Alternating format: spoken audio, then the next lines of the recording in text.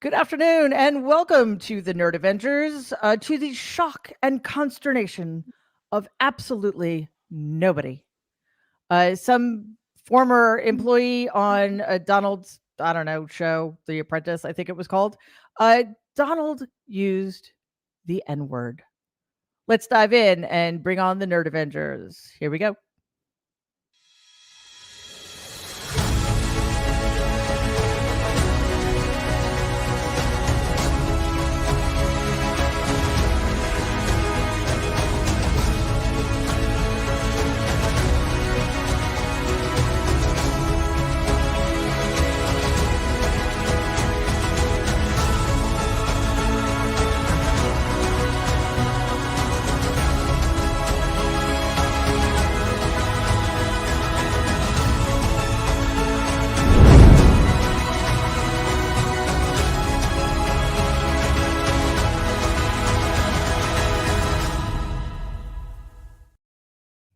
Hello, everybody. Hello, my nerds. It is so good to see you. It's been another really slow week. I'm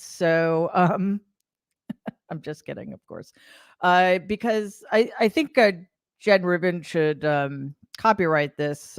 Yet another week full of a fire hose of fuckery, and there's just no relenting, is there? But let's start with this claim that during tapings of The Apprentice and the Celebrity Apprentice, Donald, I can't even believe we're talking about this in 2024. Sigh, as the kids say. Donald allegedly used the N word. He allegedly did a lot of things on that show. He allegedly was extremely and toxically sexist and misogynistic. He allegedly ingested substances one is not typically supposed to ingest without a prescription. He allegedly didn't know what he was doing and couldn't take a step without being told what to do, and on and on and on and on and on and on. Sounds like his presidency. Doesn't it just? Doesn't it just? Not Yes. inconsistent with what I saw. So, well, listen. I mean, this is the thing. Why is anybody surprised? And does it matter anymore? Like, I think there is a time when it might have mattered. Like, I believed when the Access Hollywood tape came out that if he used a word that started with C instead of a word that started with P, that actually might have made a difference. Maybe I was just young and naive back then. I don't know. Maybe this kind of thing would have mattered. But Tara, before we got on, you made a very good point. If there's a tape, then just show it to us instead of talking about it. Yeah, when I saw this morning, I was like, yeah, and we heard this already in 2016, and it was all the buzz in October of 2016 when the grab 'em by the pussy stuff came out. So it was like, okay, well, where's the N-word tape now? And I think the 1-2 punch of those things at the time could have potentially taken Trump's campaign out completely because it was literally on life support. But it didn't show up then. Okay, was the guy under an NDA or something? Okay, fine, whatever. I kind of feel like you release that and the money will come to pay off whatever the cost would have been for you to break your NDA. Absolutely. Like, do it for the country. Yeah. And here we are now, 8 years later, and we've seen the disastrous results of Donald Trump being in power. And we've seen what happened on January 6th. We are seeing him now on trial and that he could potentially be a convicted felon. We're hearing the Nazi fascist language that he's proudly spewing more regularly than anyone ever probably would have thought publicly. And it's just being met with a shrug. And now here this guy comes out again and was like, well, actually, yeah, he said this and da-da-da. Well, then produce the effing tape. Until you do, I don't want to hear from you because it's either our democracy, our country, our freedoms, or Trump. And you're in a position to possibly release something that could be damaging enough where the middle of the road folks who are uncomfortable with him but need the permission structure to vote for him, vote against him and vote for Biden, I don't think they'd be happy about hearing this and feeling good about voting for a guy who runs around using the N-word pretty regularly. So I'm over it. Like I'm over it. Either do the freaking right thing or shut the hell up.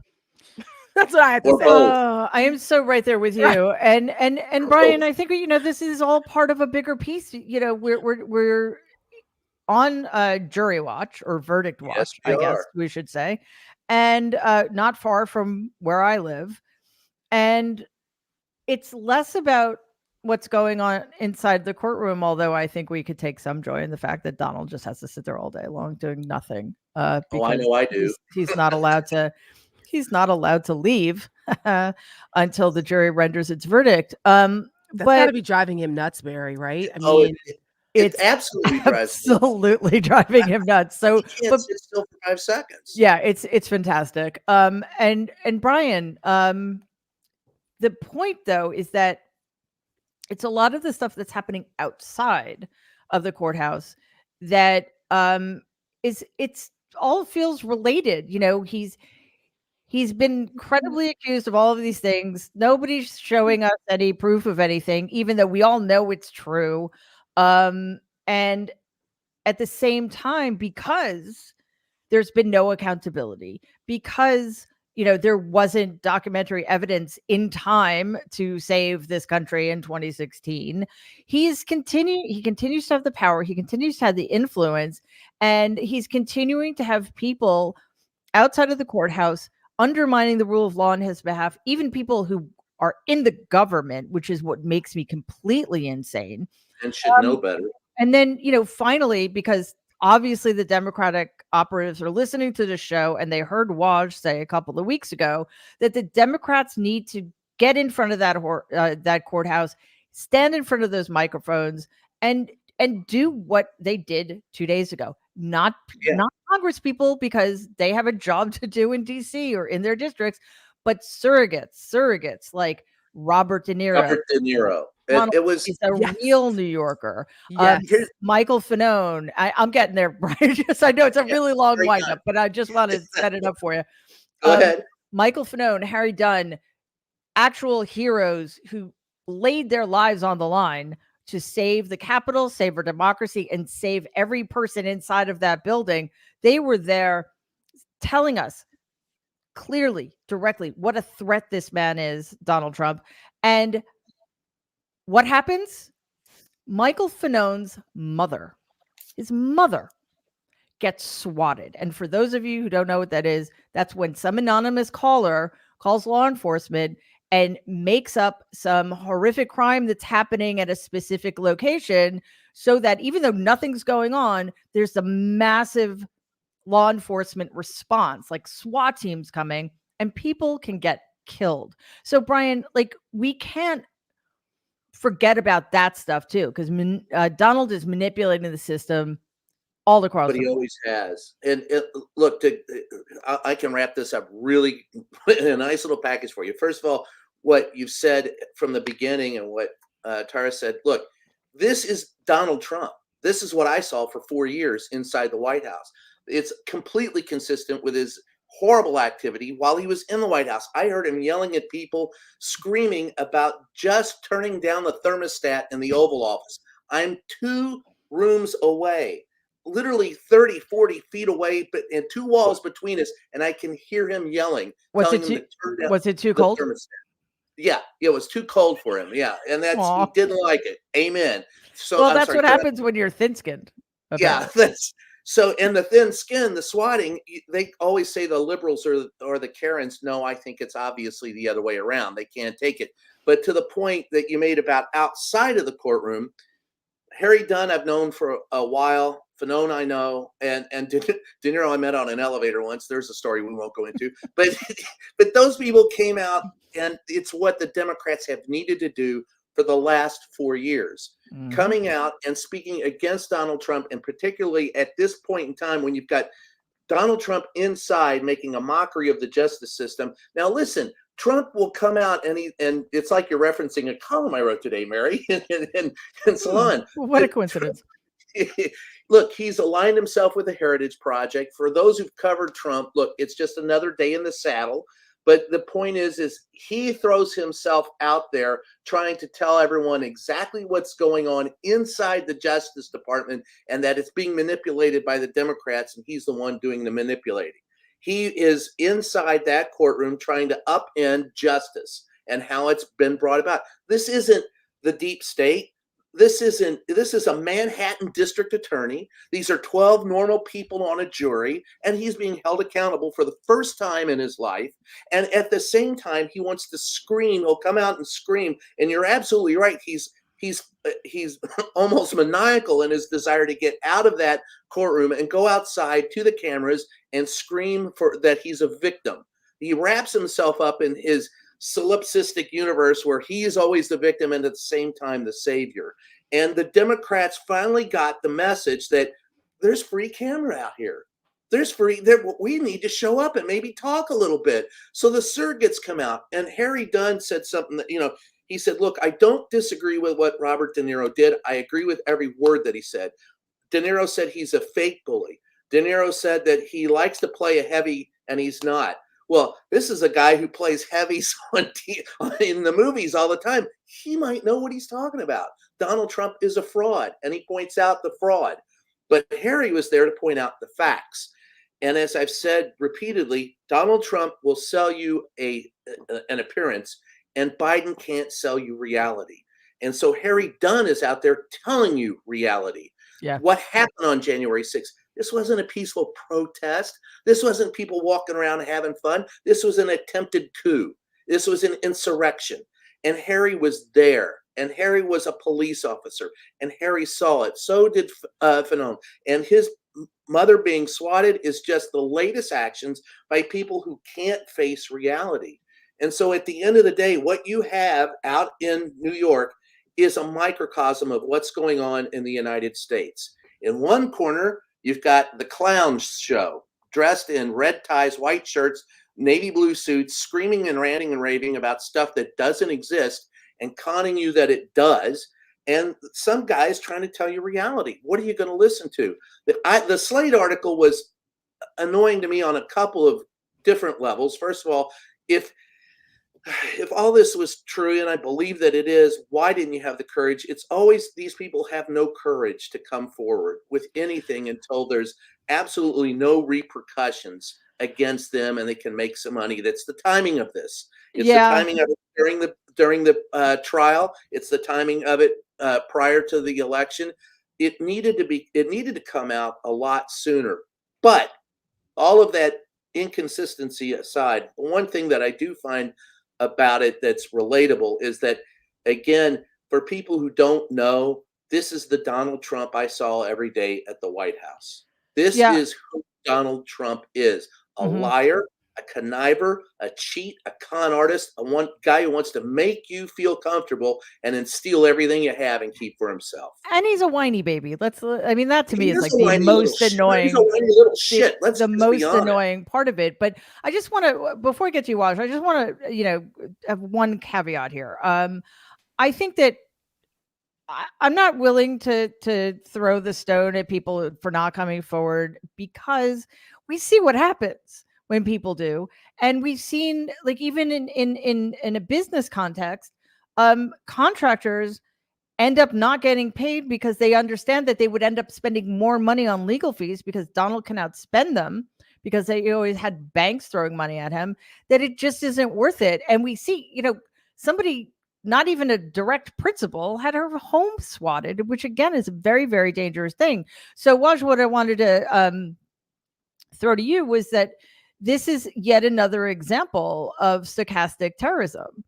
And it's so difficult to deal with that after the fact, right? I mean, the fact that Donald continues to be allowed to say pretty much whatever he wants, even though in doing so, in four jurisdictions, including New York, he's breaking the terms of his not parole. What's the word I'm looking? I can't find words today. But he's out on looking conditional. for the word bail. He is out on. He's out on bail, and that bail is conditioned on certain kinds of behavior. And by breaching a gag order and being in contempt of court and other things he's done. He's going against those rules, and yet nobody's reining him in any way that matters. And we have yet another example of stochastic terrorism. Let's say theoretically something like that happens again. Some random follower of his who was activated by his dangerous rhetoric goes ahead and does something, and there are awful consequences, right? Is Donald going to be held responsible for that? It's a great democracy you have there. It'd be a shame if something happened to it. Yeah. Hey, that judge, you got a daughter there. It's All right, she Tara, looks healthy. how is that New Jersey accent? It's well, It wasn't Jersey. It was a compilation of every terrible mafia goon stereotype in Hollywood movies. I'm glad you mentioned stochastic terrorism, and it's a word that if this were a Democrat would be mainstreamed and every American would know about it because it would be on the news 24/7. Republicans would not shut up about it, which is where usually media or an institution targets a specific individual, an organization, an institution. And then, even though it's not directly related, because of that targeting, there is a predictable act of violence against that individual or person. So now we've seen it against, law enforcement. We've seen it against educators. We've seen it against doctors. We've seen it against politicians' spouses. We've seen it now against Michael Fanone and his family. What's the connecting thread here? All the enemies of Donald Trump are the enemy of MAGA. My enemy is your enemy because I am your savior. I am the one who will save you from the deep state. I am the one who will save you from this cabal of liberal pedophiles who will steal your children and drink their blood. I am the one who will save you and help you restore you to glory from those invaders who are coming in to replace you. This is the narrative. And Brian said something pretty profound here where, he distilled it, is that Donald Trump has been very good at selling a performance his entire life. And Biden and Democrats are terrible at selling reality. If you connect the dots, the only reason why Trump is in the White House is due to The Apprentice. It is a reality TV show where the producers later on, after he was elected, said that we had to come in and make Trump Towers look even like a shiny, nice, institution, because it was a piece of shit, pardon my language, right? And you create the aura and the image of him as a tough guy, as a boss. You're fired. And the person who's very responsible for this is Mark Burnett, a name that should be mentioned more and more and more. Mark Burnett, superstar ABC producer, also the husband of Roma Downey, who is an extreme right-wing Christian conservative. And so you have money with white Christian nationalism married together, and their avatar, quite literally, before he became president, was Donald Trump. And who is their avatar now? Donald Trump. And when this, this article came out, and I just want to quote people what he said allegedly in these Slate articles when he was referring to Kwame Jackson, the contestant. He said, "Would America buy an N-word winning?" And so this is who he is, and we're in a dangerous situation, Mary, where because we have normalized his violent rhetoric, because he has not been held accountable, and because he actually has power, where his fake Jersey, New York tough guy mafia persona now actually is legitimate because he has a MAGA cult. Mm-hmm. The reality here is, the truth is, Mary, this won't hurt him with his base. His base, if a video comes out, they will be like, he said the N-word. We're bringing out people to the polls. That's and why now they we like can him too. Of course, that's why they like him. What did Dennis Quaid say the other day? He was like, "He might be an asshole, but he's my asshole," and that's how a lot of people have embraced him because that's correct. So but those aren't the people we're trying to move. Right? They're a lost cause. Let them be on their little island. It's the other people in the middle. I think some of them are reachable, but not many. No, almost none of them. I think immediately we to make a difference in the election. Right. We can't waste our time on them. I'm sorry. I said that in 2020. I believe that even more now. Yeah. We need to focus on people who aren't clued in yet, and they need to get re-engaged. But it's just fascinating to me that in the lead up to 2020 and in a lot of my early interviews, a lot of the hosts were just shocked, I tell you, that the N-word was used in my family. And they're just like, oh my God. It's like, okay, you're still giving him the benefit of the doubt. That's fascinating.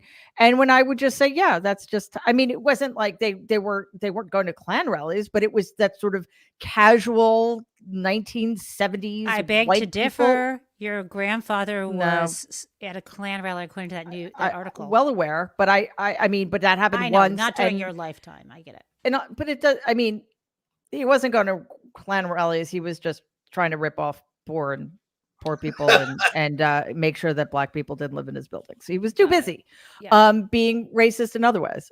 So, but yes, Well, it's there's a a word that difference. was used in my grandparents' house, and they're just like, how could you be so casual about it? I'm like, how are you surprised, right?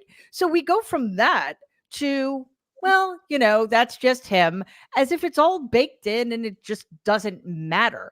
And like Tara said, or I think a couple of you said, forgive me for forgetting exactly who, it's just plays well with his base. Like, I'm convinced that the reason he didn't seem to care that much about the E. Jean verdict, other than the fact that he has to pay a lot of money, is because it increased his street cred with his base to be an adjudicated sexual abuser. Just like, Yeah. they like the thuggishness. And it sounds just like Waj sounded earlier, that thuggishness, that Well, it's fake pseudo- thuggishness, just like will Waj's you do it? accent. Fake non-Jersey Right. thug portrayed Right? by a Hollywood actor, Tara. Yeah. See? Yes. Just a- But it's the illusion of it, because Donald Trump Right. is not a thug.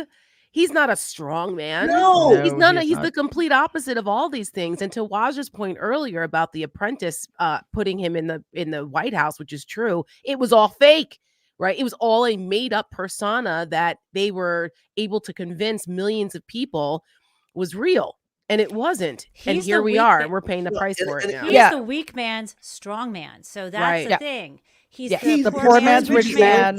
He's the dumb man's smart man. And so Right. they feel, finally, someone like me who can be a boss, right? That's kind of But the Jen, thing. I wanted to talk to you about one other aspect of this. I mean, I don't know if you ever saw the documentary about Nexium, the sex cult in upstate New York, in which Keith Raniere, the cult leader, was found guilty and sentenced like 120 years in prison. You may not be familiar with that. Totally but- unfamiliar. I remember the case. I didn't You see tell, that. Mary. Definitely You not. tell. So Yeah. no, it's just a fascinating documentary. But some of his followers, even after the verdict, were like, oh, hasn't been given due process and all this other insanity.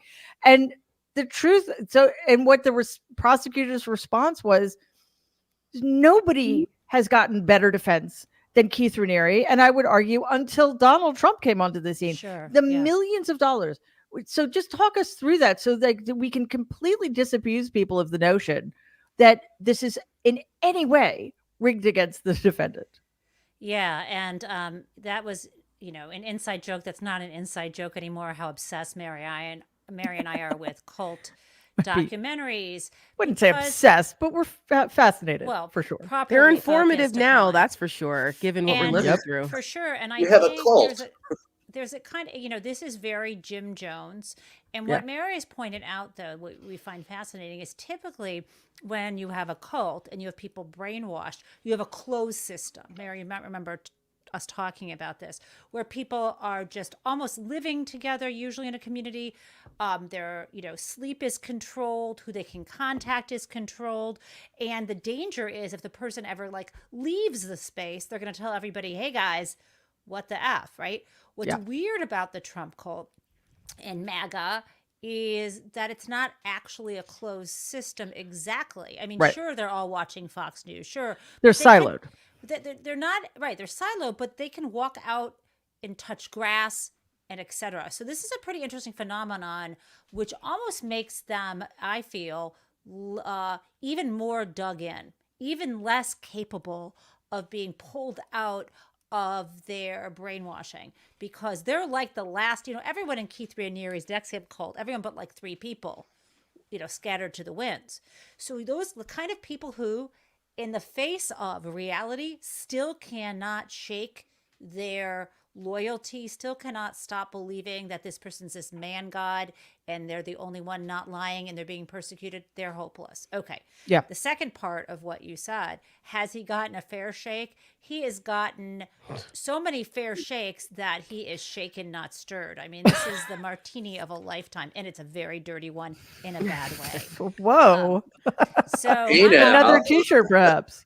Yeah. I don't drink, and even I understood that. Well done, Jen. And Well, also, you as watch a side James note, Bond. I realized I don't really like martinis. I just like olives. I was eating olives yesterday. I'm like, I don't need to drink the vodka. I can just eat olives. It's not like a shanda.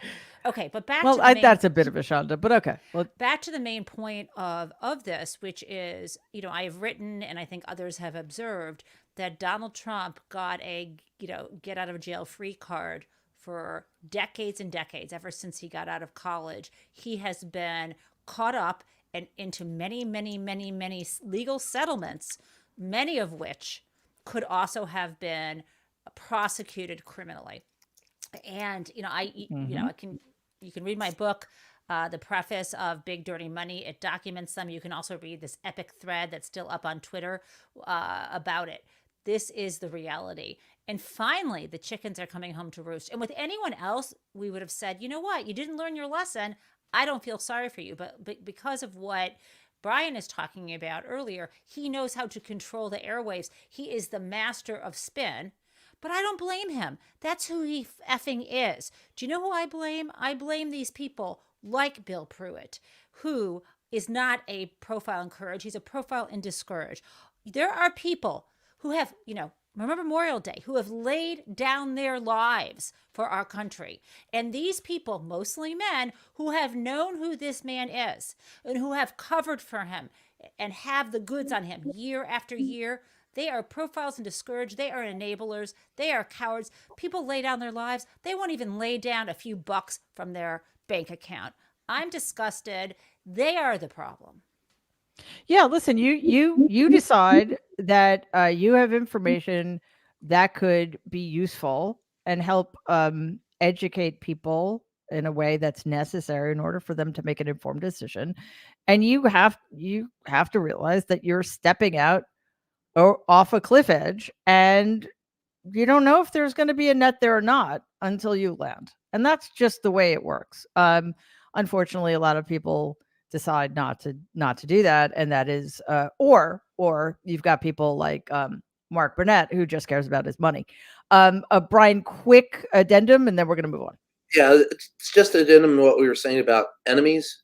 Donald Trump, it isn't just the enemies that he got. All Donald Trump cares about is if you agree with him. Mhm. So if you could be, it's not enemies, it's anyone who speaks contrary to his official narrative. And then maybe he decides that you're an enemy, but it's the press we aren't enemies. We're just trying to lay out the facts. And that's why anyone who will spout out a fact he doesn't agree with, he calls an enemy. And that's the delineation you have to understand with Donald. Yeah. And that's a tactic. Mhm. By Yes, making it it, is. by You are calling any absolutely just because you disagree doesn't make you an enemy. Yep. The connotation of an enemy creates the environment of us versus them, and then you have to destroy your enemy. That's so right. it's on purpose that he makes everything an enemy, villainizes everything that he Bingo. disagrees with. So that's how we've gotten to where we are. Yeah. And to find the final point on this, Mary, we were saying in our chat, yeah, it's true. Not everybody has the courage to do the right thing. Thank God there are a lot of us who have the courage to do the right thing, which makes what we're doing, all of us who have come out and spoken out against Trump, and regardless of the cost to our own livelihoods, our careers, our personal safety, our families.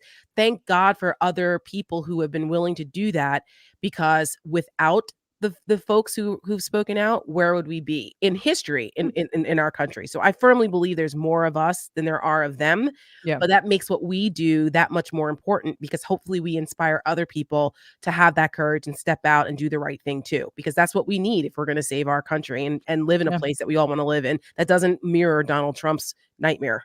Right. And just a quick reminder, the fact that there need to be more of us than there are of them, because the system, and I use this word advisedly, it just also happens to be true, is rigged in favor of smaller, rural, low population states because of the electoral college. So we need to outperform just to break even. Yep. So, keep that in mind going forward if you're thinking of not voting or Right. voting third party. It's just that those are not they're options. They're just not mature, reasonable options if you care about other people, quite honestly, and American democracy. So I did want to move on. I'm sure there will be plenty more. Well, who knows? There might be a verdict today. But if there is, I'm guessing it's not going to go smoothly. So we'll have plenty of time. Jen, Sounds can I just ask well. Jen really quick? She's the lawyer. Like, do you think there's going to be a verdict today? I don't know. I think it's going to be a couple days.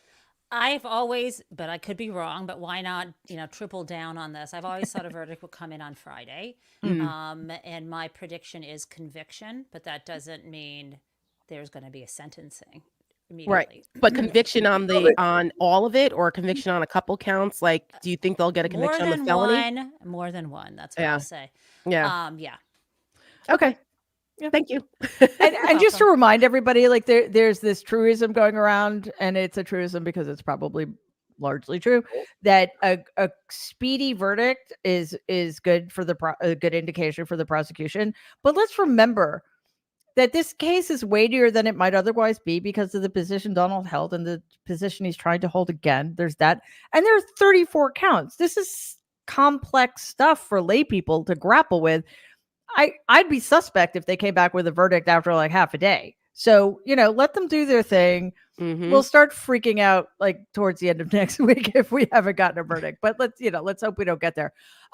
Okay, so I want to talk about the continuing and worsening Supreme Court crisis. Oh my word. Listen, there are sometimes you can tell how bad your decision is when somebody like Donald Trump is congratulating you for having done a good job, right?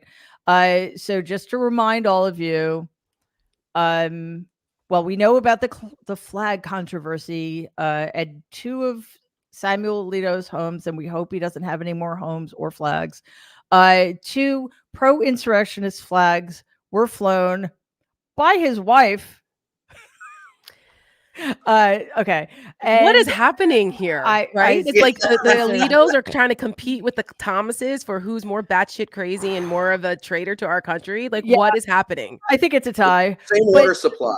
But in my view, what makes it worse is that Dick Durbin, the most useless chair of the Judiciary Committee to walk the planet, shook his finger and said in a very strongly worded but very polite and deferential missive that he demands that Alito recuse himself from any January 6 cases, and he also requested a meeting with John. I don't think John Roberts has even bothered to reply yet, and he probably never will, because why should he? Why should he? He's above it all, or beneath it all, depending on your point of view. So Samuel Alito being, it's hard to. You're right, Tara. Like, who is worse, Alito or Thomas? Right now, Alito is shockingly winning that very difficult race. Yes. He's so vile, and he's the one who authored Dobbs, and it's like, he's blaming his wife. He doesn't have control over her, but he feels empowered to have control over all the women in America in his judicial writings, in his powerful position in the Supreme Court.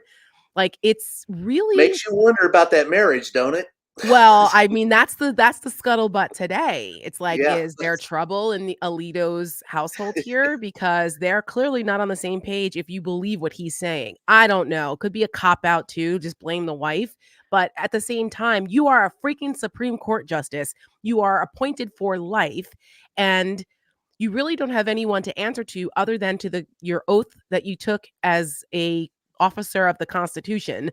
And that doesn't seem to matter anymore. I just think that this is awful for the institution. I think it's awful at this time when we're surrounded by so many people attacking the fundamental institutions that keep our democracy intact, that they don't have the integrity to know when to step away. To Waj's point That's earlier, like, if this had been one of the liberal Supreme Court justices, there would have been an absolute revolt nationally across all the right-wing media outlets and talking heads and elected officials. I mean, they would have literally run them out. And yet it's just like, well, yeah, this is bad. And strongly worded letter. We're gonna go, as chairman Tara, of the don't you Judiciary think Committee. Yeah, so before we get to that strongly worded letter, I want to take a look at what Donald had to say in response to Alito's getting away with murder. Congratulations to the United States Supreme Court Justice Samuel Alito for showing the intelligence, courage, and quote unquote, I don't know, guts to refuse stepping aside from making a decision on anything January 6th related. In other words, thank you, Alito, for continuing to be in the tank for me. All U.S. judges, justices, and leaders should have such grit. Our country would be far more advanced than its current status as a badly failing nation headed by the worst president in American history, crooked Joe Biden. Yes, on the one hand, stop. Please shut up. We are so fucking sick of you. And yes, I know we talk about him a lot because how can we not? Can we ignore this? No, we can't ignore this because this is like, I mean, we have jury tampering and now we have Supreme Court tampering and we have a Supreme Court that is totally willing to be tampered with, so there's that. And, Terry, you said earlier, this is bad for the court. I think this is fatal for the court, especially if nobody fights back. If the Democrats just choose to do nothing, if they, as Norm said a couple of weeks ago, bring an eraser to a knife fight, not even a friggin' pencil, they bring an eraser to a knife fight, nothing's going to change. We now have a pro-insurrectionist Christian nationalist making decisions about the insurrection he supports and making decisions in cases that may well tip the scales in favor of the guy who incited the insurrection. Yeah. How is this sustainable? I know. Could you imagine if this had happened during the Civil War? The biggest mistake this country ever made when constructing the Constitution and the Declaration of Independence was the assumption that people of integrity would be in office. The assumptions of everything written in the Constitution is that people of good stature and good mind and goodwill would take office. And this shows what happens when they don't. And there's no way you can write into a constitution you have to have. I mean, you can hold them accountable. They didn't hold them accountable because they thought people of sound mind and sound will would be in office. You're going to have to, if you're right, Mary, if they don't hold these people accountable, if they don't do something with SCOTUS, at least put in a code of ethics, we're screwed, blued, and tattooed, baby. It's over. Yeah, they're not going to listen to anybody. Jen, you had something to say?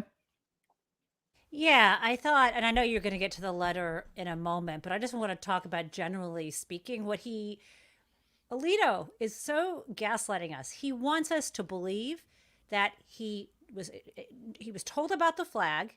He knew the first one, it was upside down. He knew what it represented. He asked his wife to take it down, and she didn't for several days. And he said, there was no other step I could take. And I'm like, do you have legs and working hands? I mean, can't you walk over and use a pulley? And if you can't you ask someone else? I mean, come on, man. Hire someone. Yes, Waj, go ahead. I mean, look, at least Clarence Thomas never throws Jeannie under the bus. Okay, that's true. Like that's a marriage. That's also disturbing in its own way. But okay, I mean, it's all disturbing. But Clarence has Jeannie's back. Like, Clarence will let Jeannie throw him under the bus, but like Alito's like, that was my wife. I don't know. I'm just this random lady who I live with and I've shared my life with and 2 properties with. Whose name he won't use. That's whose name he won't use. My wife. Like, but at least he doesn't call her mother. So that's well, there's that. Yeah. But Waj, just please. really quickly, I mean, isn't it comforting to know though that one woman in America has the right to privacy and choice? I Yeah, didn't I know mean, No one like the else, though. No one criterion is you else. have to be married to Samuel Alito, so maybe it's not worth the bargain. But doesn't that give us some comfort? it's to I love my 80s 90s pop cultural references. This is going to be exquisite. It's like Highlander. There can be only one, and the one is Yeah. Alito's wife. Okay. Yeah, the I have faith in the Is he the comment section. They'll Kurgan? understand that. I think, Terry, I want to get back to this point. Just imagine for a second, Yeah. if these were two justices that were nominated by Obama. Imagine if this was Sotomayor and Kagan. It would never be, because they actually Right. care about the Constitution, the rule of law, and the institution in which they have a lifetime appointment. But this would be Emailgate on PCP. This would be Benghazi on steroids. This would be in the news every single day leading up to the election. And this would be a top 3 talking point for the right wing base as to why they have to come out and vote so Donald Trump can replace those two with real American justices. 1000%. They did this over simple other cases about eminent domain. Remember when like the Kelo case came out and everyone flipped out? It's all about the Supreme Court. We have to blah, blah, blah. Well, they did the same thing over bigger cases too, like, gay marriage and Obamacare and those things. They use those wedge issues for their base to get people out. And to Brian's point earlier, why do you think evangelicals cast aside all their other common sense and voted for Donald Trump? It was all about the Supreme Court and Roe. But for the other side, Are you I'll never saying they're understand my hypocrites, liberal Tara? friends why they don't use this. Use Are you this as a saying they're touch point. hypocrites? Yes. Can I say one last and then also Durbin, right? Yeah. And the last thing I'll say is, I Durbin, I think it was on Twitter at like 9 p.m. on his Twitter account, said he did a Twitter thread, which basically the cliff notes, which you all summarize as, I'm requesting that he meet me. That's his actual voice, by the way. Yeah, Not goes, watch can his you please, Dick can Griffin. you please not like it's literally like you're watching a schoolyard bully fight, and the bully's just pummeling the nerd. Not us though, because we fight back. And the nerd is like, excuse me, can you please avoid my face? And the bully's like, no, and then just punches him in the face. So that's like Durbin, right? It's like, I've Pee Wee Herman. requested that John Roberts meets me, and if doing my terrible Hollywood Jersey accent, they'll literally be like, no, go F yourself. And like, why would they? Like, what has Alito and Clarence Thomas shown you in the past 8 years that makes you believe that in any reality they give a flying F what anybody says about them, says to them? What they've seen, the plummeting poll numbers of the Supreme Court. The majority of Americans no longer have faith in the highest judiciary in the land. He does not care. John Roberts, who allegedly is the moderate, who allegedly cares about the reputation of this court, if he really cared, folks, he would be proactive in holding these people responsible. He doesn't care. So what we need, Mary, and I keep saying this, and I want to help mainstream this, Democrats need to finally put on the brass knuckles and introduce the mainstream talking point: reform the court, expand the court. And what's dock true today their isn't true tomorrow. salaries. Dock their salaries. Why are they getting paid? Something They're getting- extreme.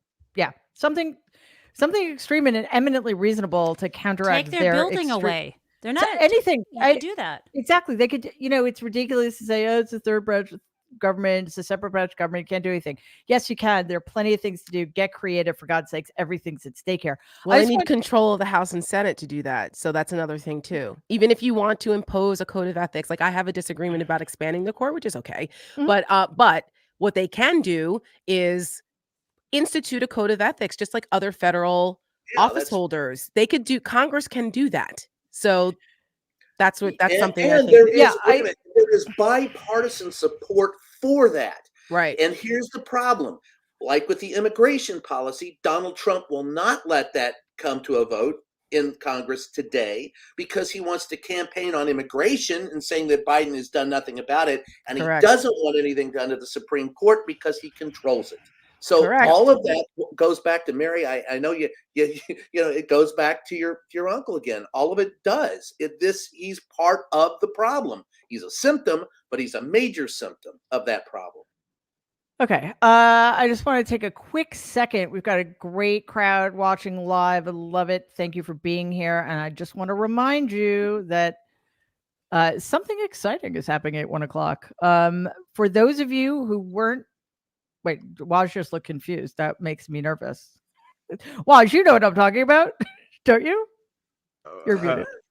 First, for a second, I'm like, 1:00. Is there a verdict? And I'm like, oh, 1:00. Yeah, our podcast. We're fine. Yes, we have the second episode of the absolutely awesome "A Muslim and a Jew Walk into a podcast" with co-hosts Jen Taub and Waj Ali, our Nerd Avengers, and they have an amazing guest. Do you guys want to tease the guest? Go ahead, Jen. I'll do it. Mehdi Hassan, the excellent Mehdi, is joining them. It's very exciting. So don't miss it. It's starting right after the show ends at 1:00. Okay, so I wanted to, before we get to the continuing Aileen Cannon crisis, I just wanted to take a brief moment to tell Nikki Haley to go fuck herself. That's all. All right. So, Oh my God, yes. woohoo! And I just, But that would I mean love she'd you. actually have to make a decision and commit to it. yeah, that's true. Very Don't good point. underestimate her, Tara. Don't underestimate her. Please. Yeah, She- let's for the right amount of underestimate money. her. So listen, this is Nikki Haley is the current most perfect example of why the problem is the party, not the person. They are all horrific. Cowards. They're cowards. They're extremists. They don't care about your rights. If you want rights they don't agree with, we need to clean house here. And I just wanted to say that because I find her increasingly vile. So getting back to yet another crisis, though, the situation, I want to start with you, Jen, the situation down in Florida where Aileen Cannon is allegedly hearing a case involving Donald's having stolen classified government documents, which we know he did. And out of the 4 cases, only one of which is happening for various nefarious reasons. This was arguably the easiest, the slam dunkiest of them because it's so clear cut that this crime was committed. So, Jen, as we know, Aileen Cannon has been bending over backwards to act as another member of Donald Trump's defense team. She's done this mostly by delaying. I mean, this trial was supposed to start in May, and now it looks like it may never start. It's that bad. She recently made a ruling, and I want you to walk us through it. And I also want you to let us know if there's any silver lining here for justice. Yeah, Mary. I mean, there's that expression, slow walking. Yeah. I mean, she is sloth crawling. She's this going case. backwards. Yeah, it is a combination, I believe, between loyalty to Donald Trump and complete incompetence and fear that her incompetence will be exposed.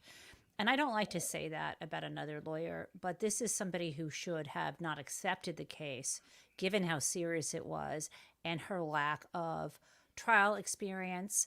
But in particular, she has presided over maybe like 1 or 2 when she got this criminal cases.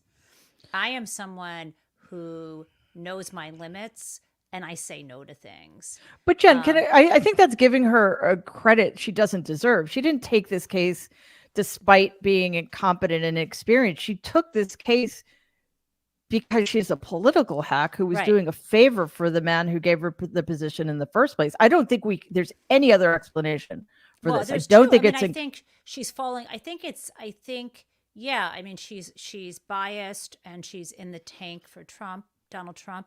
But I also want to point out that her incompetency is the good news. That is the silver lining. I apologize for not being clear about that. And the prosecution has been waiting for a moment to take this up to the court and get it taken away from her. Remember in an earlier iteration of this way back when there was like a special master, she got slapped down. What she did twice. What she did this week is, sorry, I guess my mic is quiet. How's that? What she did this week is to do something that is so off the mark, that it will give the prosecution, I believe, that opportunity. And so this relates to That was my question. Can't they yeah. finally do something about this now? I think Because so. it's Special- the yeah. implications of not getting this moving forward for the country, and the nature of the allegations, I think, would be too important for them to Yeah. allow this to keep going on. And the specific Chief ruling, Justice right? end Let up me with just it, be, Jen? for folks who don't know what we're specifically talking about, not just generally the slow walking, Jack Smith, the special counsel, asked for a limited gag order to stop Donald Trump from making the outlandish and dangerous allegation publicly that the FBI was going in to assassinate him when they went to get the documents. They built, this is complete fabrication. They built this out of what is standard with a search warrant, where you allow people with a search warrant to be armed. You kind of have, it's like the standard practice. Well, he is completely lying, and it's very dangerous. But of course he's saying this. Same standard they used when they searched Joe Biden's properties too, which is an important point that a lot of people forget. Exactly. Same Yeah, so standard unless- what, this is projection. unless- Let me just be clear. Same This is standard projection. anyone It's the searched. same thing that he's trying to do with the immunity case, arguing that a president can assassinate anyone. This is projection. When he does this stuff, it's very dangerous. And what Eileen Cannon should have done is put that gag order in place. And so between this and hopefully something else, we can get the case taken away from her. Yeah, Would I it just end want up to. I with want the to say Chief something Justice- really quick. I want to say something really quickly about the incompetence issue. For somebody who's that incompetent, she's done a really good job of making rulings that aren't appealable to the Fifth Circuit. So, or sorry, the 11th Circuit. So, I mean, until now, right? Otherwise, there would have been more appeals. So, I mean, she's certainly walking through the raindrops, right? Go ahead. Oh, Jen. she's not on her own. Like listen. Right. She's got a lot of friends giving her advice about what to do. Absolutely, Mary. You're hinting at that, and yes, I hear you loud and clear. Okay, I just well, wondered what- if it will I'm sorry. I just keep wondering, will it end up with the Chief Justice? How would they? What's the mechanism for her not having that case, Jen? Do you know? It would be asking the case to be taken away from her, like a mandamus is the process. Right. I think Brian's question is who makes that determination? Does it go to Right. to like Yes, the full appellate court, court. The appellate the circuit? Okay. And I mean, anybody who thinks that that's not reasonable request at this point is not paying attention. So Waj, this reminds me of something that I keep coming back to. It seems insane that one person is given the power to just screw things up for the country. I mean, it's just this one woman, unimpeded, unchecked, has damaged this very serious, clear-cut case against somebody who's running for the presidency and denying voters information they desperately need. It's just absolutely making me crazy. I want people to really pay attention to this specific case because it's a fantastic microcosm and example of what Republicans and specifically MAGA want to do to every institution. Eileen Cannon is what they call sand in the gears, deliberately installed and put in there to help Trump and only Trump, and to delay any form of accountability, to, if you will, weaken the institutions that are meant to uphold the rule of law. She is a product of the Federalist Society. It's a grooming process that the Republicans, especially Leonard Leo, who also flew in an insurrectionist flag, and by the way, the same flag that was flown at the New Jersey vacation home of the Alitos, flown by his wife, not him, of course. Appeal and to Leonard Leo, heaven flag. yeah, appeal to heaven, a white Christian nationalist flag. And Leonard Leo has been at this for 40 years. He has installed these sleeper agents, if you will, all across the judiciary. And furthermore, he's been given $6 billion by Barry Said to continue this operation for the next 30, 40 years, however long he's alive.